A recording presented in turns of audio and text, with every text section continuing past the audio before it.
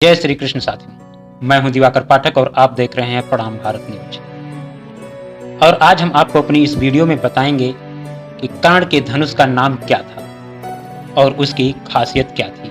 लेकिन उससे पहले अगर आपने हमारे चैनल्स को सब्सक्राइब नहीं किया है तो आपसे निवेदन है कि आप हमारे चैनल प्रणाम भारत न्यूज को सब्सक्राइब करें और बेल आइकन को जरूर दबाएं, जिससे हमारी आने वाली प्रत्येक वीडियो की नोटिफिकेशन आपको मिलती रहे।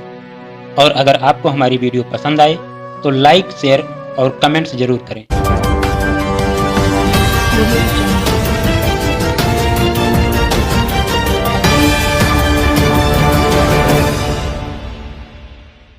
कहते हैं कि आपके जीवन में दो मित्र जरूर होने चाहिए, एक भगवान श्री कृष्ण की तरह जो अस्त्र शस्त्र ना उठाए और जीत दिला दे, और दूसरा कर्ण की तरह कि हार निश्चित हो फिर भी आपका साथ ना छोड़े।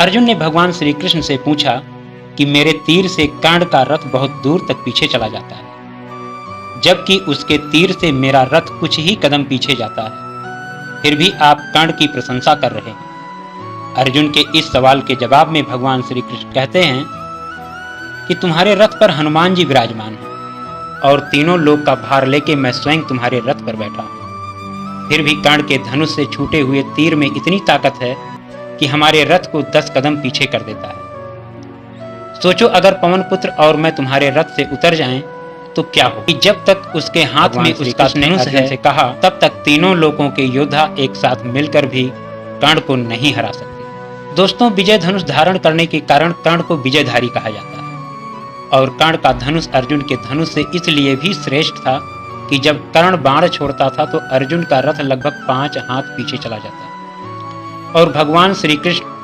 कर्ण की वाह कर्ण वाह कहकर तारीफ करने लगते थे। कर्ण के धनुष में ऐसी खूबी थी जो अर्जुन के धनुष में नहीं था, और जब कर्ण अपने धनुष से बाण छोड़ता था तो भयानक ध्वनि उत्पन्न होती थी। कहते हैं कि कर्ण का धनुष मंत्रों से अभिमंत्रित था। वह जिस भी योद्धा के हाथ में होता था उसके चारों तरफ एक अभेद घेरा बना देता था, जिसे भगवान शिव का पशुपत अस्त्र भी नहीं भेद सकता था।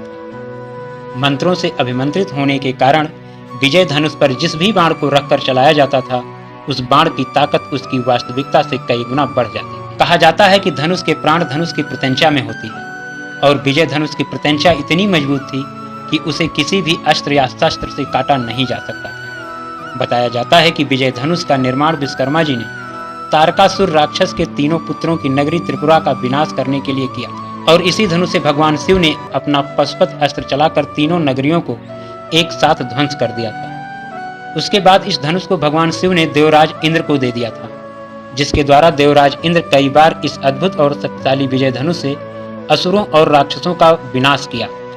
और बाद में परशुराम जी के द्वारा हैहय वंश के क्षत्रियों के विनाश के लिए भगवान शंकर की तपस्या की और उनसे यह धनुष मांगा तो भोलेनाथ ने इंद्र से लेकर परशुराम जी को दे दिया था।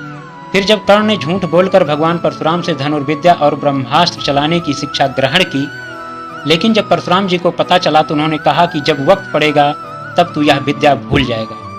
लेकिन जब कर्ण ने बहुत प्रार्थना अनुनय भी नहीं किया तो परशुराम जी को कर्ण पर दया आ गई। तब उन्होंने कर्ण को विजय धनुष देकर कर्ण को आशीर्वाद दिया और कहा कि तुम्हारी प्रसिद्धि अमिट रहेगी।